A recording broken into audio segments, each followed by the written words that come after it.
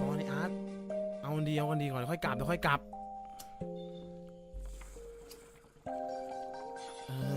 ดึงอย่างนั้นสุดยอดเมาแล้วพวกกูเมาแล้วโดนเข้าไป3 ลมกูเมาแล้วถึงไม่มีเลี้ยวแต่กูมีสมุนไพรกินจะเย้ายวนหอมชื่นใจสืดเข้าไปให้เต็มปอดดึงกันให้ยาวๆนะไม่ต้องเกรงใจของกูมีอีกเยอะดูดแม่งเข้าไปดูดกันให้ตายข้างหนึ่งไปเลย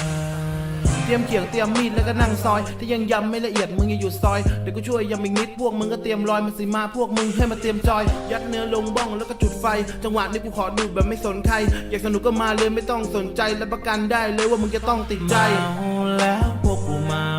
แล้วโดนเข้าไป3 ลมกูเมาแล้วถึงไม่มีเลี้ยวแต่กูมีสมุนไพรกินจะเย้ายวน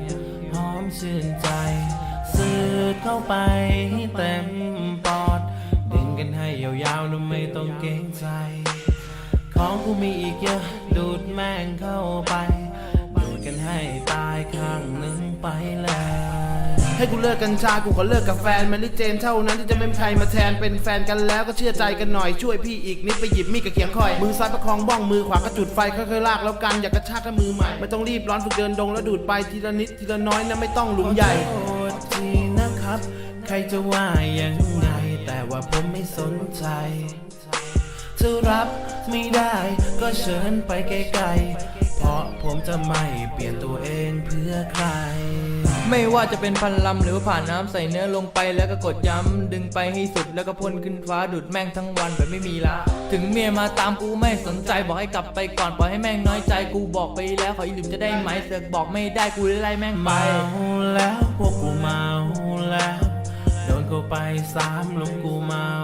แล้วถึงไม่มีเลี้ยวแต่กูมีสมุนไพรกินจะเย้ายวนหอมชื่นใจสืดเข้าไปให้เต็มปอดดึงกันให้ยาวๆนะไม่ต้องเกรงใจของกูมีอีกเยอะดูดแม่งเข้าไปดูดกันให้ตายข้างหนึ่งไปเลยแบงค์ไอ้ปอนล่วงแล้วว่ะจับขากูด้วย